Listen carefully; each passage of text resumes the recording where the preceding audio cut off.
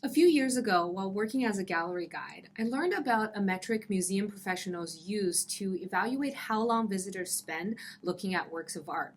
It's called a sweep rate index, and it's calculated by dividing the square footage of the exhibition by the average total time visitors spent. The lower the sweep rate, the more time visitors spent in the exhibition. It's a metric in combination with other data that tracks the attentiveness and level of engagement visitors have with the exhibition. There are different types of engagement, and they all have their value. Maybe you spent more time reading labels, listening to the audio guide, following a tour, or talking to a friend about what you thought of the show. All of it can be good ways of seeing and analyzing art. But it got me thinking, how long do people actually spend looking at individual works of art?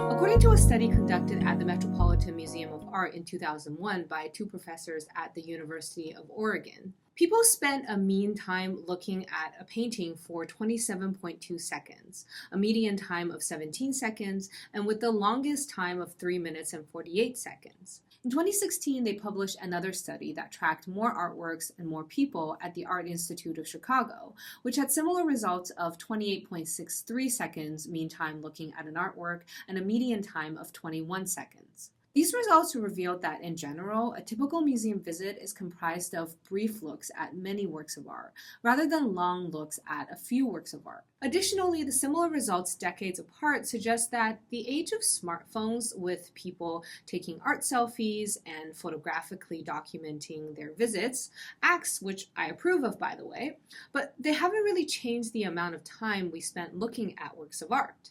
Of course, there is no right amount of time to look at an artwork. Some artworks are small and simple in nature. Some are large and complex. Some artworks may personally interest you. Some you may find boring. Some offer explanatory panels or audio guides, while others are self-explanatory.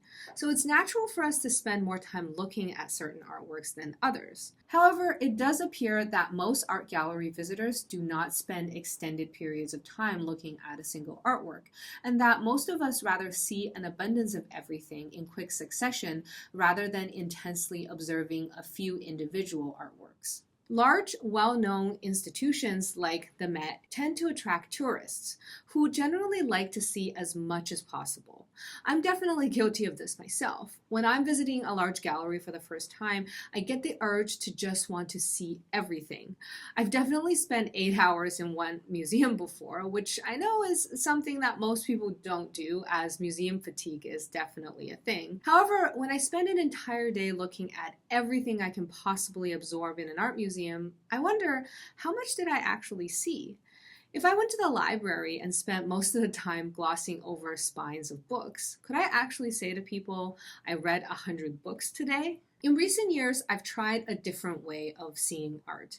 Going to a gallery, maybe a small one, or just going to a small show within a large institution and just look at maybe 4 to 5 pieces of art, but observe them in detail and spend as much time as possible looking at each one. After doing this, you may discover not only all the details you may have missed, you also get an intangible amount of beneficial cognitive and even for some people therapeutic results from doing so.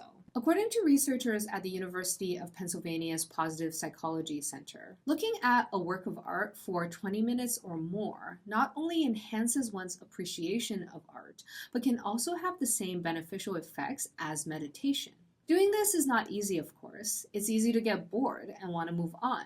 Perhaps you can try doing this with a friend, as you can spend time discussing the work with them. You can contemplate the visual elements of the artwork, its colors, lines, shapes, and analyze how the work is composed. You can connect it with other artworks you've seen, or think about what things in life the artwork reminds you of. And of course, you can ponder about how the artwork makes you feel. Luckily, there are a lot of resources on how to observe and analyze art. I'll leave some in the description below. April 6, 2019 is also Slow Art Day, a day that was founded in 2008 where you're encouraged to go to an art gallery, pick 5 pieces of art, observe them for 10 minutes or more, and then meet with others to talk about the experience. Hundreds of art institutions around the world officially participate in Slow Art Day. I'll leave a link in the description as well, but you can basically do this anywhere from any gallery. Even if you have artworks hanging around your house, you can do a Slow Art Day with that.